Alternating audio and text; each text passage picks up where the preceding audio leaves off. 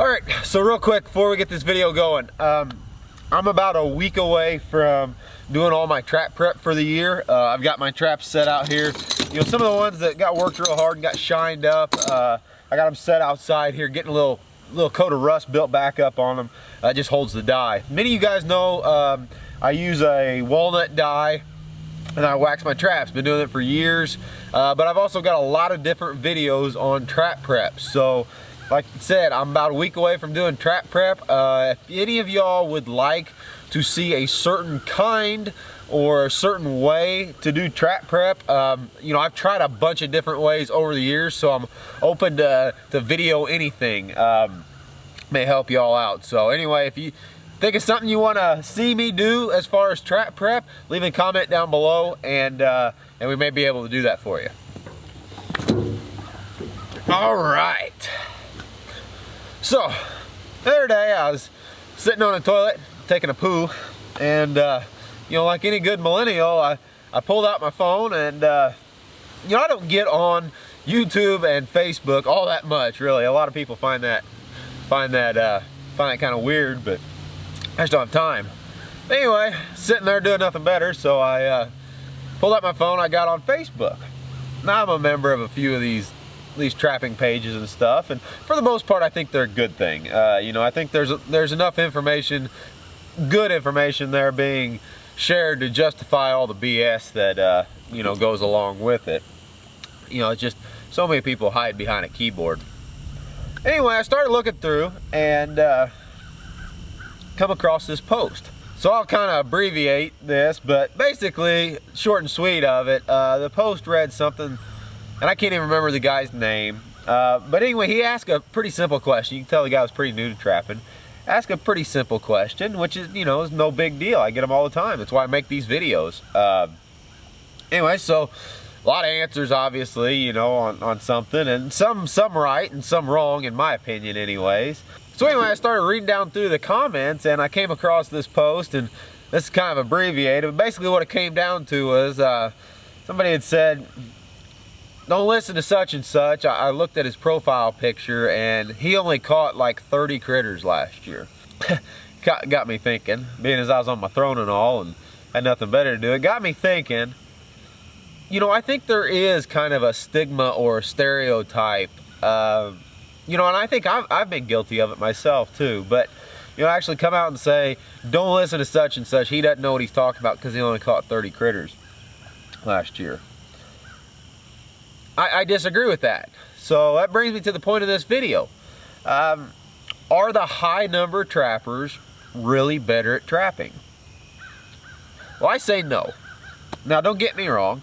If you're a guy out there and you're putting up some crazy numbers, you know what the hell you're doing. I mean, there's no doubt about it. But does that make you better or a better trapper than the guy that's getting low numbers? I don't think so. So I'll give you a few examples here.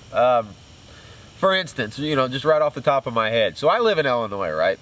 We don't have right-of-way trapping. Every bit of trapping that I do has to either be on public or private ground. There's no public ground around me. So all my trapping is done on private ground, which means I got to go out and I got to find all these landowners and I got to set up routes to be efficient through the season. It takes a lot of work. You know, flip the coin there and you go across the river into Iowa or Missouri where they have right-of-way trapping, and you can just drive down the road and pick you a trail or a culvert or a creek, and you're good to go, right?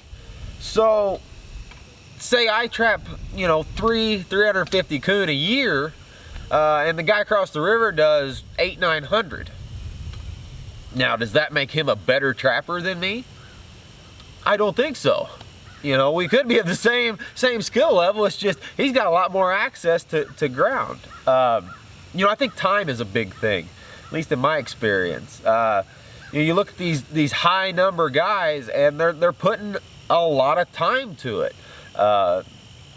You know, a lot of people, you know, with family, kids, work, they're just not able to put the time invested in it to put up super high numbers. Now, does that make you a better or worse trapper?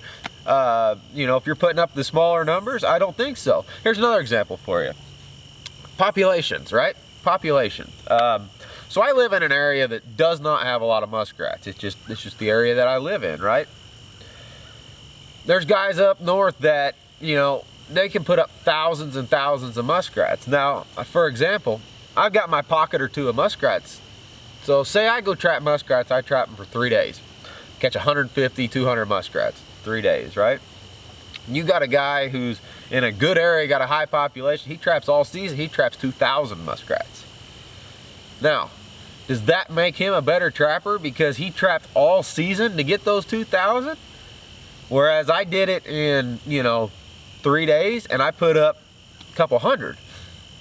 Who's the better trapper there, right? So my point is with this video is don't judge people just by the numbers of stuff that they're able to put up. Obviously, like I said, I'm not trying to take away from anything that these high number guys are doing. If you're able to put up large numbers of catches, obviously you're doing something right. But, you know, there's so many other factors that go into it. If you got a guy who's just doing a few numbers, he may know a hell of a lot more than you think. It's just he doesn't have the time, right? Me, myself, you know, my instance, my work is what gets involved more than anything. I don't have a set destination to work every year, so every year I'm at a new location. You know, I've had years where I've put up hundreds and hundreds of pelts, and I've had years where I haven't put up so many. Now, does that make me a better or worse trapper from year to year?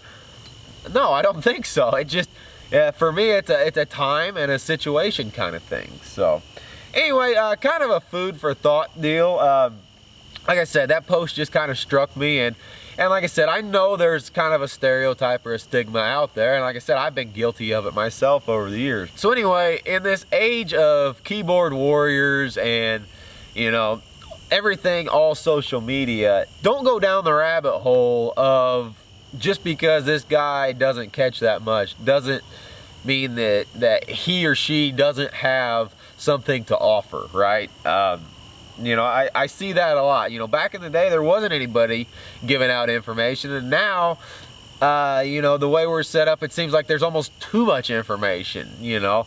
So there's a fine line there, and I think, you know, you've got to kind of find that balance point between the legit information, the BS, as well as just kind of be on your own terms of what you're going to learn. You know, I've been doing this for a long time. I learn stuff every time I step out of my truck and go to the woods, right?